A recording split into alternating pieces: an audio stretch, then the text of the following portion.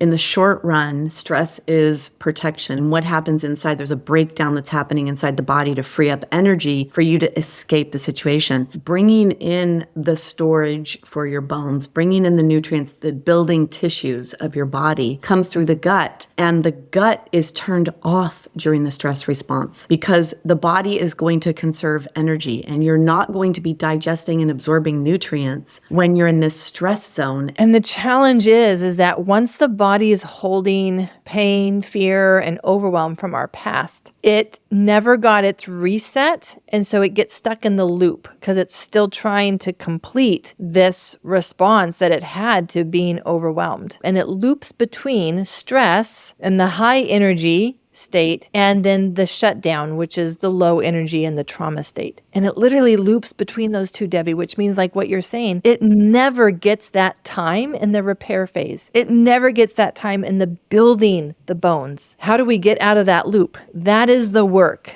of women today. The work is to get out of that loop, because that is the only way to then truly be able to give your bones the time and the nutrients in order to build and not continue to break down. And you know, Aimie, this is as simple as you on the playground not being involved with the other girls, or you with your family and the interaction of the family, or the lineage that you come from. And so these are either known traumas, it could be big life events that have happened, but it also can be your whole journey. Explain some of the methodologies you use, what you share on how to do this. Yeah, so the body needs very specific things in order to come out of that loop. And when it has been storing fear, pain, and overwhelm, it needs three things. They are, first of all, safety. I think of it as a turtle in its shell. When there is a danger that's coming, it pulls its head and its feet inside of its shell. And I don't care what you do, it's not going to put its head out until it knows that it's safe. And that's the same thing with our body. It literally is waiting for that message of, okay, the danger's over, for it to come out and complete this response. And that is what we often are missing. So many of us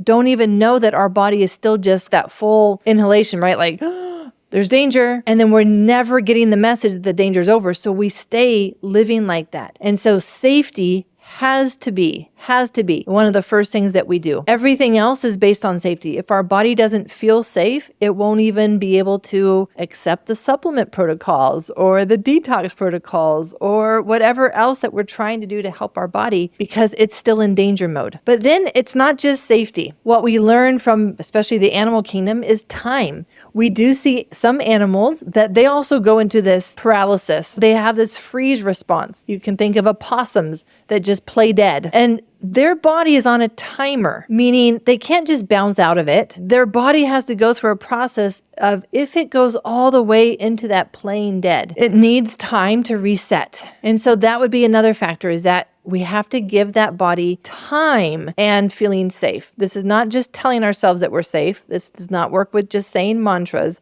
This is actually creating a felt sense of safety that I can teach people how to do for themselves. But then we also need energy. And that's where the biology piece comes in, because I can teach you somatic work, which is lovely to be able to create a felt sense of safety within 2 minutes, and your nervous system will shift into that calm alive, parasympathetic, the phase where your bones will be building, but it's not going to stick unless you have the energy to stay in that place. And so we have to also address the biology and look at what are those things that are draining our energy. How is our mitochondria? How is our gut? What is the toxin load that we're exposed to or that we're carrying around? How much inflammation do I have? The more trauma burden that our body is carrying, the more brain inflammation that we have. Brain inflammation is a huge drain on our energy. Brain inflammation can be triggered by things like, I didn't sleep well last night. I traveled and I was exposed to the radiation from airplanes and all of that. Our brain is sensitive to that. So we can experience this overwhelm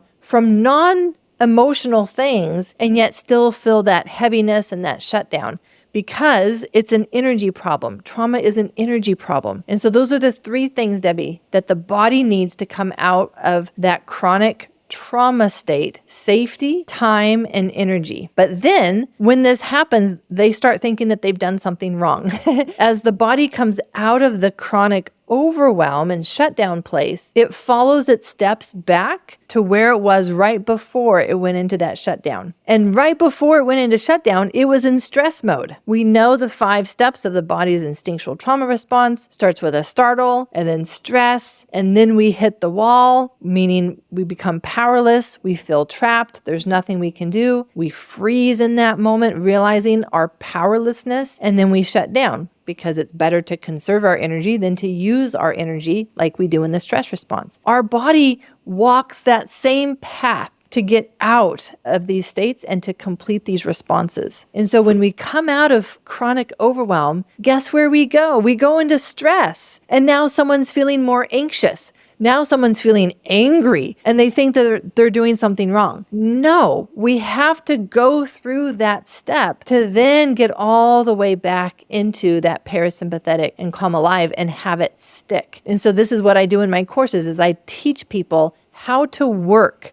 with each of these different steps that their body is going to need to go through in order to fully come out of this loop and this chronic overwhelm and stress state. And it is absolutely beautiful. I just want to highlight this because we've been talking about that stress response some today. There's such a bad rap that stress gets, and yet stress is not the bad thing. It's when our body goes into the trauma and then it gets stuck in the loop. But stress is a good thing. Stress allows us to live our life's purpose. Stress allows us to face a challenge and overcome it and do new things in our life. It allows us to create change in our life. So stress is actually a good thing. What we need to do is learn how to widen our window for our ability to generate and mount a good stress response so that we can overcome rather than break. We don't want to reduce your stress. We want to actually work with it and then be really selective about, does this deserve my stress response? Does that phone call, does that text message, does that news,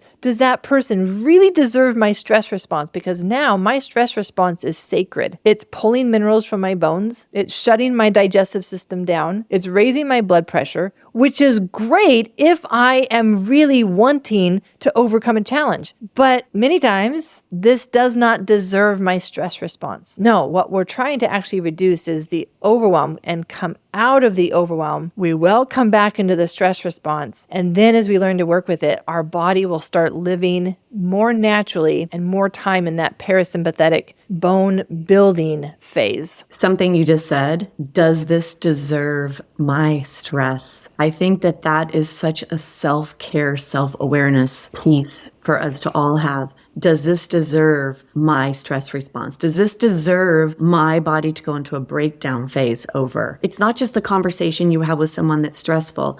It's the TV show you're watching. It's the news you're bringing into your life. Does this deserve my emotions, my feelings? Because it's going to wreck my peace, dissolve my bones, and take away from my energy that I need in my life right now to follow the mission that I'm following. It gets me so excited because I think that if women felt more empowered to ask that question, they would live their life very differently. And they would be taking more proactive decisions about what is best for them. And their sense of inner peace would build to such a level that they would become unshakable. And unbreakable. And unbreakable. If you enjoyed this clip from Stronger Bones Lifestyle, be sure to check out the next video or dive into the full podcast episode. Before you go, hit that subscribe button so you don't miss a thing. Thanks for watching, and I'll see you in the next video.